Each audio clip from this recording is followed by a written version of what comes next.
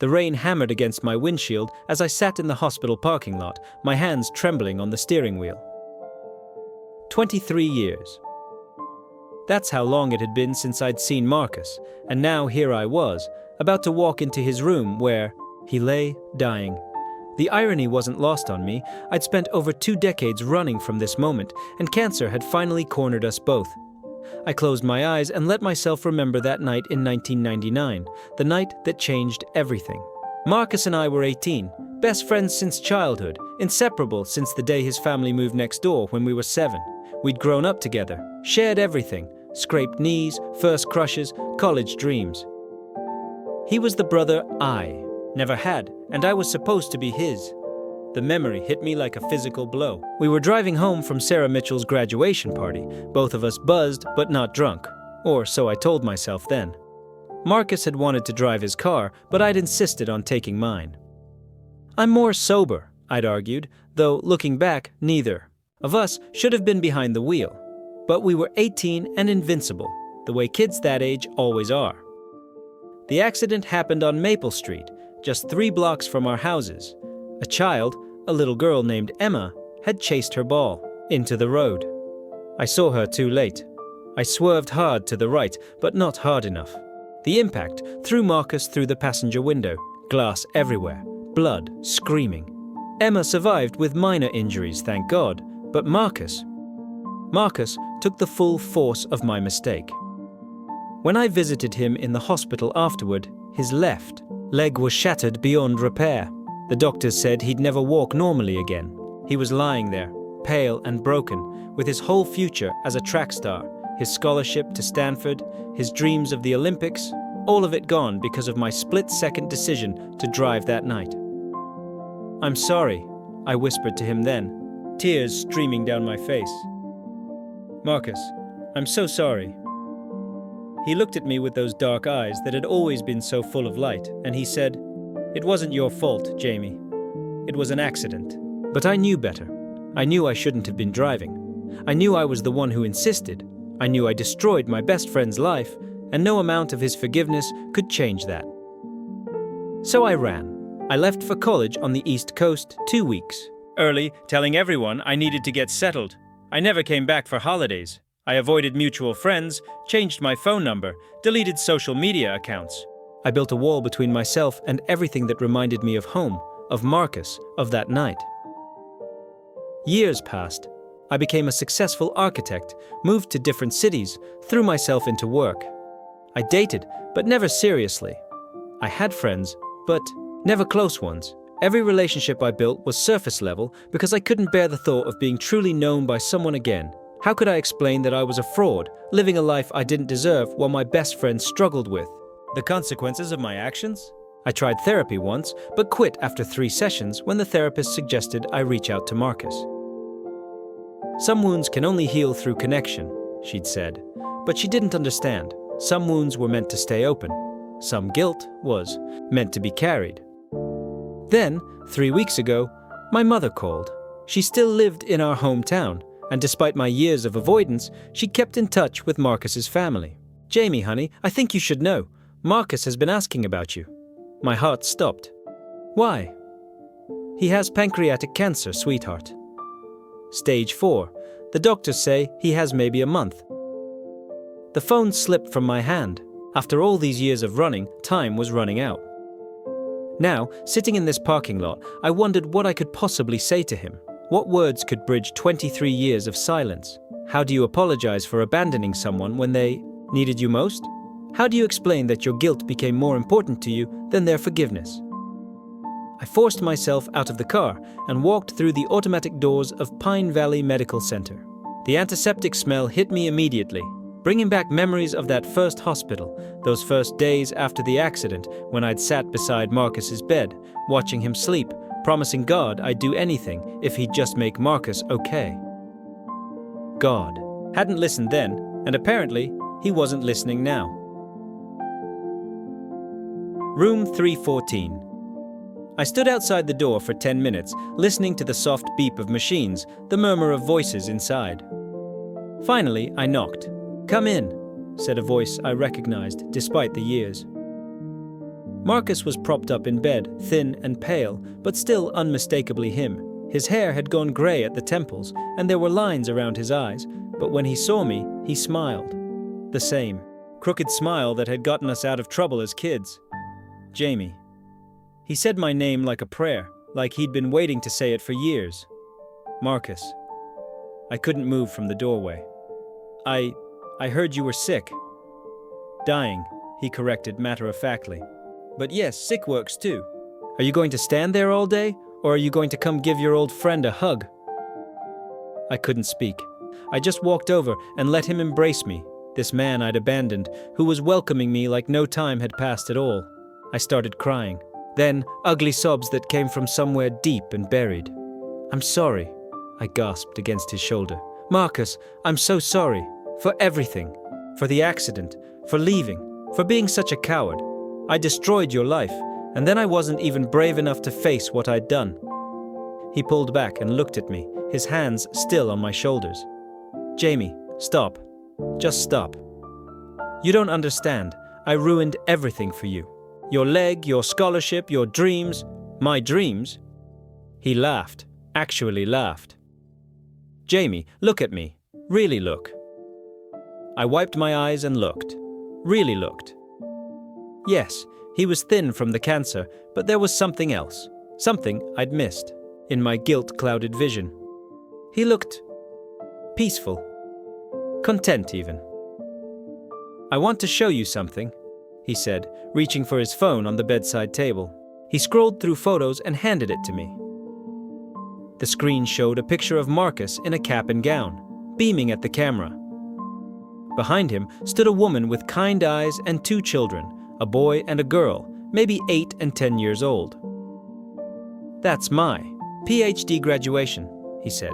Physical therapy. After the accident, I couldn't run anymore, but I could help other people learn to walk again. I met Sarah, my wife, in grad school. She was studying occupational therapy. Those are our kids, Michael and Emma. Emma, like the little girl from that night. We adopted them both, Marcus continued. Michael was born with spina bifida, and Emma, we named her after the little girl from that night, actually. She aged out of foster care. Nobody wanted a teenager with trust issues, but Sarah and we understood something about second chances. I stared at the phone, unable to process what I was seeing. This wasn't the broken life I'd imagined for him all these years. But your leg, I whispered, your running career. Gone, he agreed. And you know what? I grieved that loss. I was angry. I was bitter. I went through all of it. But Jamie, that accident, it didn't destroy my life. It redirected it. I found my purpose helping people who were going through what I went through. I found my family through shared brokenness. I found meaning I never would have discovered on a track. He took the phone back and scrolled to another photo. This one showed him crossing a finish line, but not in a race.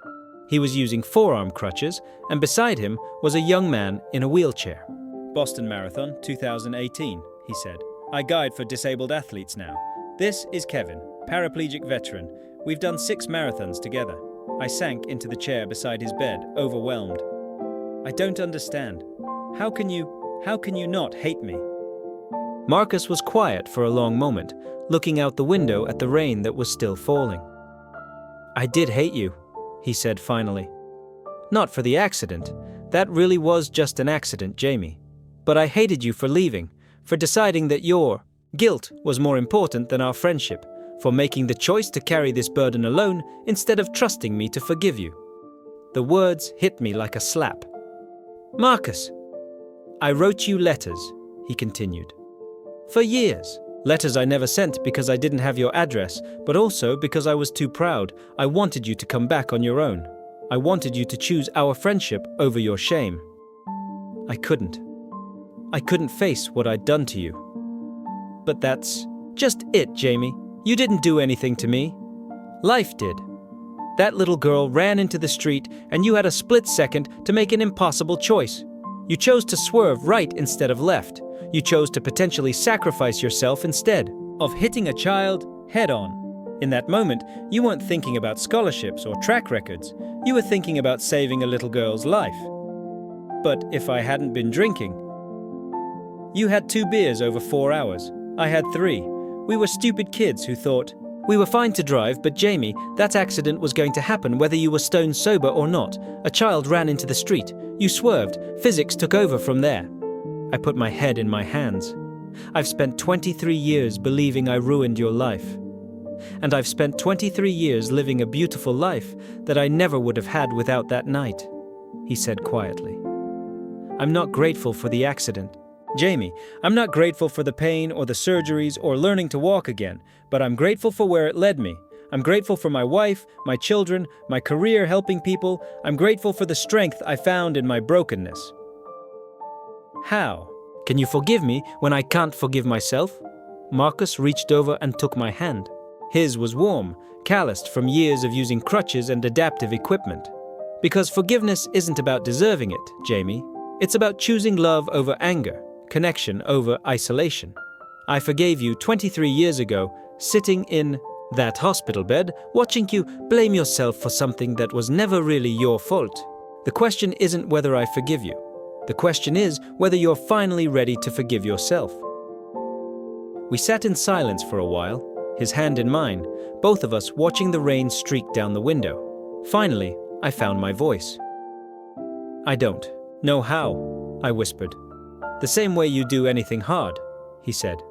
One day at a time. One choice at a time. Choose to believe that you're worth forgiveness.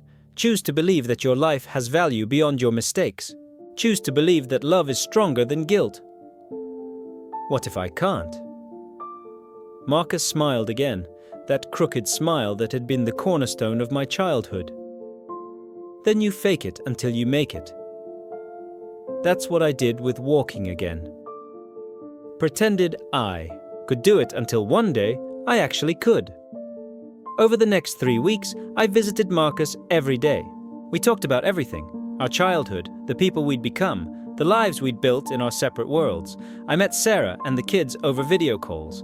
I learned about his work, his patience, his hopes for his family's future. And slowly, carefully, I began to forgive myself. Marcus died on a Tuesday morning in October.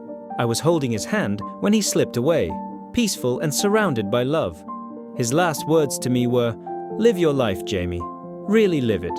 That's the only apology I've ever wanted." The funeral was small but beautiful. I sat with Sarah and the kids, surrounded by people whose lives Marcus had touched through his work, his kindness, his refusal to let bitterness define him. Person after person spoke about how Marcus had helped them heal, how he'd shown them that broken could still be beautiful. During the service, Sarah asked me to speak. I walked to the podium on shaking legs, looking out at faces I didn't recognize, but who all seemed to know something about grace that I was just learning. Marcus taught me that forgiveness isn't a one-time decision, I said. It's a daily choice to love instead of fear, to connect instead of hide, to believe in second chances even when, especially when, we don't think we deserve them. He forgave me long before I could forgive myself, and in doing so, he gave me back my life. After the service, as people were sharing memories and comfort food, Sarah pulled me aside. "He talked about you all the time," she said, "especially after the diagnosis. He said you were the brother he'd been missing for 23 years, and he was so grateful you came back. I should have come back sooner." "Maybe," she said, "but you came back when you were ready to receive what he'd been trying to give you, all along. That's how grace works sometimes. It waits." I moved back to my hometown 6 months later. I couldn't resurrect the friendship I'd abandoned, but I could honor it by living the kind of life Marcus had shown me was possible. I started volunteering at the rehabilitation center where he'd worked. I began going to therapy again, really committing to it this time. I reached out to old friends, built new relationships based on honesty instead of hiding. Most importantly, I started forgiving myself.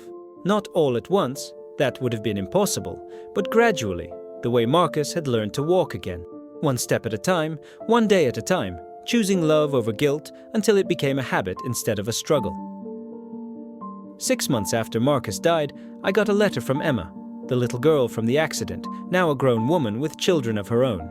She'd heard about Marcus's death and wanted me to know that she'd become a pediatric nurse, inspired by the compassion the doctors and nurses had shown her that night. "That accident changed all of our lives," she wrote. "But look what grew from it. Marcus's work helping people heal, my career caring for children, your return to the community that never stopped loving you. Maybe some things happen not because they're meant to, but because love finds a way to bloom even in the darkest soil." I keep that letter in my wallet, next to a photo of Marcus and me as kids, building a treehouse that fell down 3 times. Before we got it right, we kept building until we did. That's what forgiveness is, I think. It's rebuilding what fell down over and over until love becomes stronger than fear, until grace becomes more powerful than guilt. Marcus knew that long before I did. He spent 23 years building forgiveness while I spent the same years building walls. But walls can be torn down. Love can be rebuilt. And sometimes, if we're very lucky, the people we've hurt show us how. If you've been carrying guilt about something in your past, maybe this story resonates with you. Maybe you've been running from your own version of that hospital room, your own chance at reconciliation. I want you to know that forgiveness, both giving and receiving it, might be the bravest thing you ever do. And if you've found healing in your own broken places, or if you're still searching for it, I'd love to hear your story in the comments below. Your courage might be exactly what someone else needs to hear today. Don't forget to like this video if it touched your heart, and consider subscribing for more stories about finding hope in unexpected places. Sometimes, the most powerful transformations come from the connections we make when we're brave enough to be vulnerable together.